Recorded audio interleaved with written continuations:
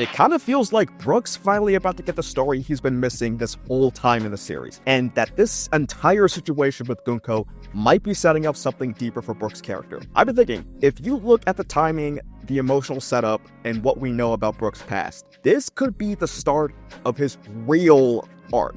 Let's get into it.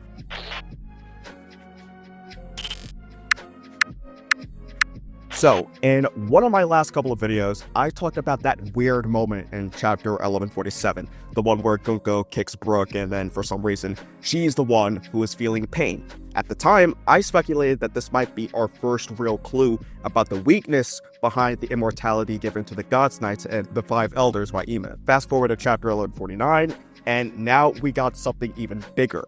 Brook and Gunko actually knew each other before he became a pirate. That one detail changes everything for Brook's character, a sign that their connection runs super, ultra, mega deep, deeper than a red-pilled, Sneeko, Asmongold fanboy's bottled up feelings about their sexuality and gender. Gunko, now a God's Knight under Imu's control, has some kind of history with Brook. I'm beginning to think that Gunko might be some princess or noble who Brook served as her personal guard or attendant during his battle convoy days in the certain kingdom he comes from, similar to how Igodam was to Vivi. And now they're facing each other once again under completely different circumstances, where one has no autonomy over their mind, body, and spirit, while the other, well, you know, dude, this is so crazy. Like, why is Oda putting this much focus on Brook at this point in the story? It's like new ground for his character, territory we've never really explored. It's territory I didn't even think we'd explore, and that's what makes this even more exciting to see where it goes. What's even more wild is how it forces you to look at Brook in a totally different way. For most of the story, he's been a goofy comic relief. He makes the bops, he makes skull jokes. As much as I love Brook, since he is my favorite Straw Hat, he just sort of floats around for the most part, with occasional MVP moments, mind you.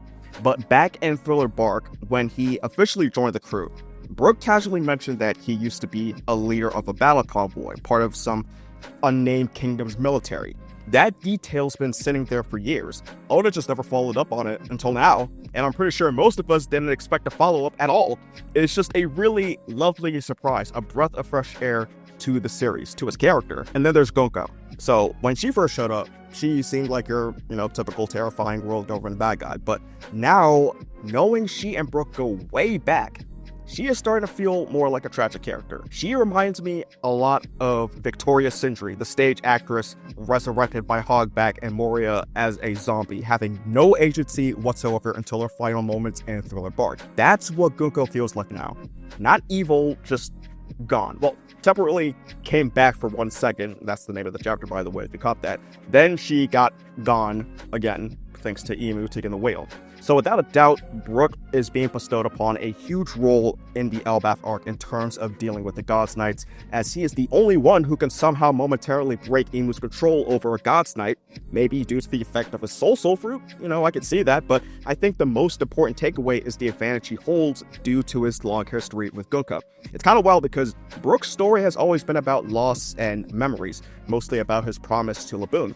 But now that we know that Gunko is part of his past, it shows his story actually fits into what's happening in the Elbaf arc. If Brook can help her remember even a little bit of who she used to be, help her free from Imu's control, it says a lot about how Imu works as a microcosm of the world government. They rewrite people, stripping them of their identity, flipping the script, and framing them as threats. Just some good old cleansing. What's also interesting is how Brook being the one to trigger this moment with Gunko doesn't feel random in retrospect, because when you line up the clues, it's starting to look like Oda's been leaving trails of hints about Brook's role in this bigger story. One of those hints goes all the way back to the Fishman Island arc. Brook used party music on Hody Jones's crew to hypnotize them into thinking that they were getting lit at Disney World. And there's this one panel where he jumps into the air, striking that Nika pose, the one that Luffy does when he goes Gear 5th. Now fast forward to the Elbaf arc, we find out Gunko is afraid of Nika. Hold up, wait a minute. I don't think this is one of those cases where it's just overanalyzing shit. I legit think that Oda purposely made Brook do the Nika pose or a pose similar to Nika's just for this exact situation we're dealing with right now with the Gods Knights. 14 fucking years in the making.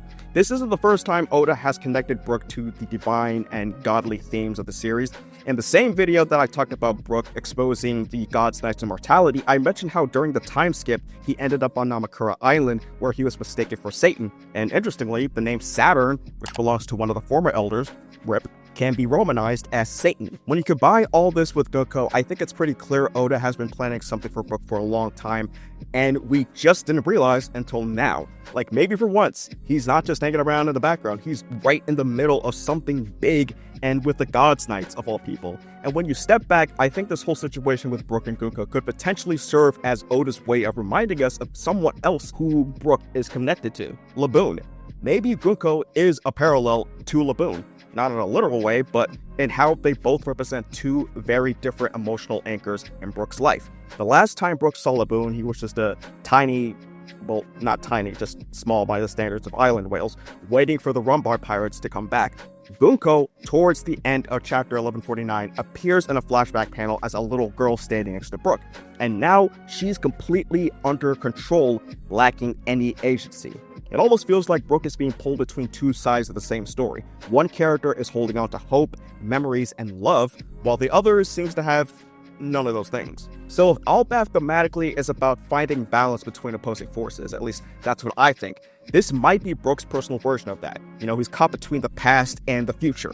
And if that little flash of memory from Gunko actually meant something, even if just for a second, then maybe this is the kind of thing Brook's been quietly moving toward all along in a way that makes sense when you look back at who he is and what he's always carried with him. I mean, the guy is a literal living memory. He's trying to bring the memories of his old crew to Laboon, while at the same time making new memories as a Straw Hat. He has a tone dial of his crew playing Bink Sake in his head, which, I don't know if you didn't realize by now, but your head is where you keep your memories. Hell, Bink Sake is a piece of history, as history plays a huge role in the Elbaf arc. And if this is really about Brook confronting both the future he promised and the past he lost, then maybe it's finally time we learn about where he came from in the first place, the certain kingdom where he served as the leader of a battle convoy. I'm just gonna go on a limb and say that I think the kingdom might be called Rum Kingdom. And here's why. We know about Tequila Wolf and the other bridges named after drinks, Vodka Wolf, Bourbon Wolf, and Rum Wolf. If those names correspond to the kingdoms or regions that have the same name as them, for example, Vodka Wolf and Vodka Kingdom, then Rum Kingdom doesn't seem too far off. And it fits Brook perfectly because his laugh is yo-ho-ho-ho, based on the whole yo-ho-ho in a bottle of rum bit, and his crew was called the Rumbar Pirates. Having Rum connect all those threads with his laugh with his former crew, and now the kingdom wouldn't be a stretch. Kind of like how it wouldn't be a stretch if OARS wasn't really a bad guy, which I explained in this video here.